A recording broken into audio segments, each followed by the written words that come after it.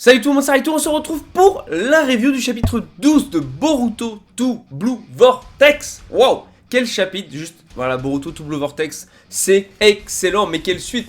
Merci Kishimoto et tout, parce que franchement, là, on mange trop bien, merci Kishimoto et tout, on a le droit. Un chapitre juste légendaire, juste incroyable. Donc n'hésitez pas à liker, partager, à vous abonner si vous aimez Boruto. On en parle chaque semaine, c'est parti, let's go, chaque semaine. Mais qu'est-ce que je raconte chaque mois ? Plutôt, puisque Boruto c'est qu'une fois par mois, mais quand l'anime reviendra, il y a des chances qu'on en parle toutes les semaines. En tout cas, c'est parti, let's go.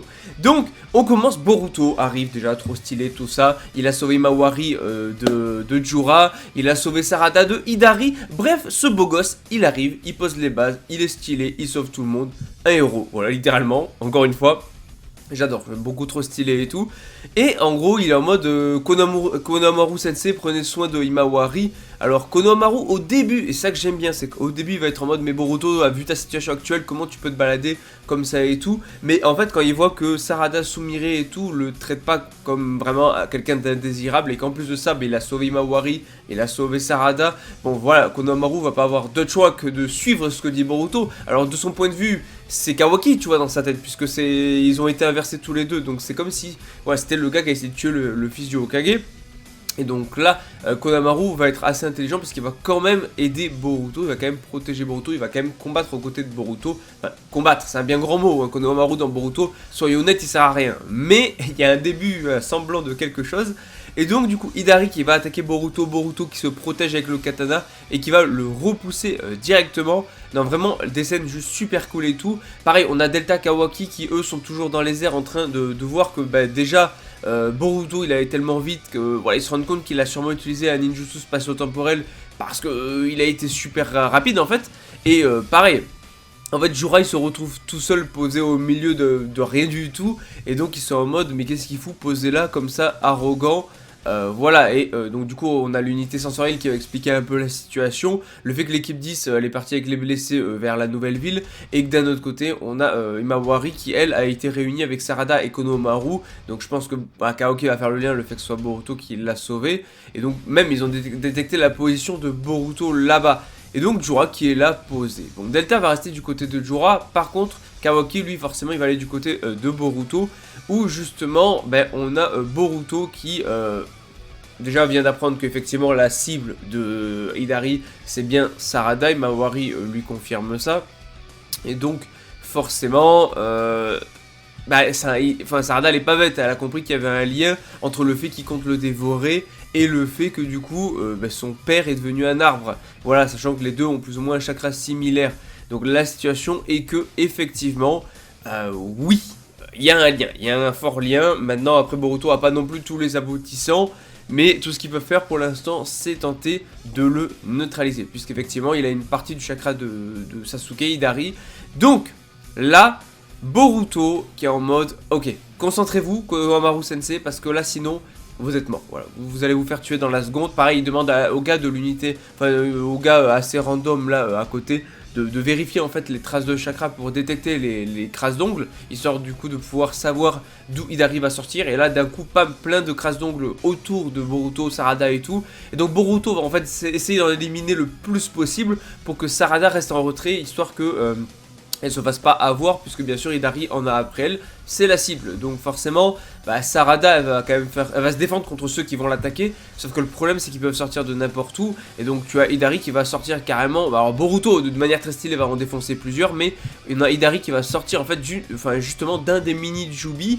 Et donc il va choper Sarada. Donc heureusement Boruto qui va intervenir, il va lancer un shuriken, il va se téléporter du coup derrière, il va attaquer, il va réussir à défoncer le mini Jubi et Hidari va prendre assez cher. Sauf qu'en fait il peut se régénérer. Ce qu'on voit c'est qu'il se téléporte dans les crasses d'ongles et il va se régénérer directement à la source. Donc on voit des sortes de racines sûrement d'un arbre divin, enfin en tout cas qui viennent de l'arbre divin, qui du coup vont régénérer Hidari. Donc en fait il peut se régénérer à chaque fois.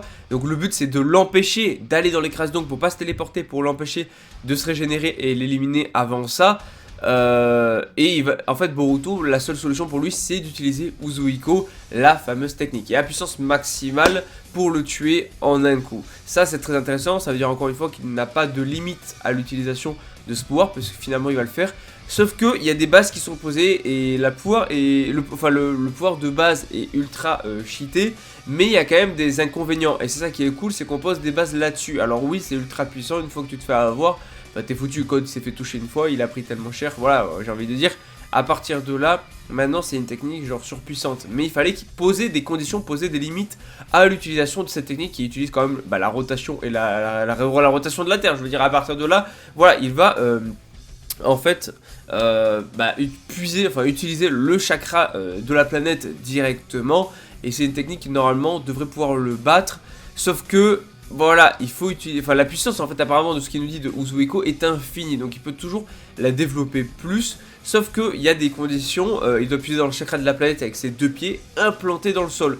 Donc déjà, il peut pas voler, c'est-à-dire qu'il faut qu'il reste sur le sol. Donc déjà, si un ennemi est en train de te combattre, c'est pas si évident que ça de rester au sol. Et même quand tu sautes pour esquiver une attaque, tes pieds décollent du sol. Donc ça veut dire que tu ne touches plus le sol et donc que tu ne peux pas utiliser à pleine puissance ta technique. Voilà, et tu es il est déconcentré. Donc en soi, c'est pas si simple à utiliser. Donc il va tenter de le tuer en un seul coup et il a besoin d'une énorme quantité de chakras. Donc heureusement, bon, on a on a Hidari qui va attaquer, mais heureusement on a comment il s'appelle, Konohamaru qui va débarquer pour protéger Boruto. C'est là que je trouve ça très cool, le développement de Konohamaru. Alors je parle pas du développement de Konohamaru, non, très cool sur cette scène là parce que dans Boruto il est inexistant, mais d'ailleurs il a abandonné son rêve de devenir Hokage, mais là au moins il protège Boruto qui est censé être l'ennemi. Tu vois, il s'est dit ok, il faut protéger Boruto. Et ça j'aime bien, voilà, il a pas été trop naïf en mode non mais Boruto c'est l'ennemi, machin, trop bête. Non, il commence à y avoir des doutes, Shikamaru de son côté c'est bon, voilà, c'est tranquillou, du côté de Shikamaru c'est bon, c'est réglé, Sarada, Sumire sont pas touchés, enfin, petit à petit il y a des gens qui vont être du côté de Boruto plus que du côté de Kawaki, même Mitsuki avait de gros doutes, s'était posé énormément de questions dans le face-à-face avec Boruto. Et donc du coup on a Sarada qui se fait attaquer par Hidari qui va utiliser du coup son Chidori Nagashi pour l'électrocuter. Elle va réussir à l'attraper, à le jeter et tout. Et Boruto qui n'a pas eu le temps de se charger à 100% sa technique, à 100% sa technique, mais qui va l'utiliser. Il va utiliser le Uzuiko et il va utiliser sur Hidari Rasengan Uzuiko. Il va littéralement le défoncer. Enfin genre vraiment il a tellement éclaté qu'il y a la moitié de son corps qui a été arraché. Donc il n'est pas totalement mort, mais il reste juste genre le haut du corps avec juste un bras, la tête et juste le torse là, à la limite. Mais il a pris hyper cher. Sauf qu'il peut se régénérer. Mais heureusement, Kawaki va arriver. Il est en mode je vais te libérer de ta misère. Bam, il va l'exploser. Fin de Hidari. Il a été vaincu par Boruto et par Kawaki qui l'a terminé littéralement avant qu'il puisse se régénérer. La scène est ultra stylée. La scène est ultra cool. Mais c'est pas tout parce qu'en fait, au moment où il va s'en débarrasser, on voit une sorte d'épine, on sait pas trop, il y a un œil dessus, un peu une sorte de Rinnegan. On sait pas exactement ce que c'est, ils appellent ça l'épine de l'âme. Mais a priori, de ce que je comprends, c'est un peu... Enfin ça en vrai, il y a déjà eu dans d'autres mangas ou même dans d'autres trucs. Mais si j'ai bien compris, cette épine de l'âme entre guillemets, en fait ce qu'il faut pour... En fait, voilà, je vais essayer de résumer ça simplement comme je l'ai compris. Mais il faut vaincre ou tuer le mini Jubi pour justement récupérer ce qu'ils appellent l'épine de l'âme qui apparaît au moment de leur mort. Et en récupérant cette épine de l'âme, je présume qu'ils peuvent peut-être l'incorporer ou l'utiliser pour justement sauver la personne qui est bloquée dans les arbres. Ça est bizarre dit comme ça, on dirait juste quelqu'un qui est monté dans un arbre et qui arrive plus à redescendre. Mais donc avec cette épine de l'âme, logiquement, si j'ai bien compris, il y aurait moyen de défaire Sasuke de l'emprise de l'arbre divin et donc de sauver Sasuke. Donc je présume encore une fois que quand Konohamaru et les autres arriveront, et ils y arriveront à battre le Jubi qui a récupéré le chakra de Moegi, pareil, là encore une fois, ils vont récupérer une épine de l'âme et cette épine de l'âme, ils devront pouvoir s'en servir pour sauver Moegi. Et ce sera pareil du coup avec les autres, avec Jura et avec tous les Jubi qui sont liés à des personnages dans Naruto. Donc, enfin dans Boruto, Naruto, Boruto, peu importe, c'est le même univers de toute façon. Mais voilà en gros ce que j'ai compris et la fonction principale de l'épine de l'âme. Donc c'est bien quand ils disparaissent, il y a quand même ça. Le problème c'est que bah déjà on a eu une conversation très sympa entre Boruto avant de venir aux problèmes liés à cette épine de l'âme.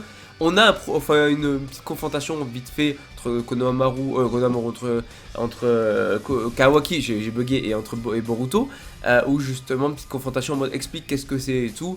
Et voilà, il dit juste qu'il en a besoin pour sauver Sasuke. À partir de là, tu te poses pas plus de questions. Il est en mode maintenant, c'est bon. Maintenant que t'as compris, laisse-moi, sinon je te défonce le bras, je te découpe le bras.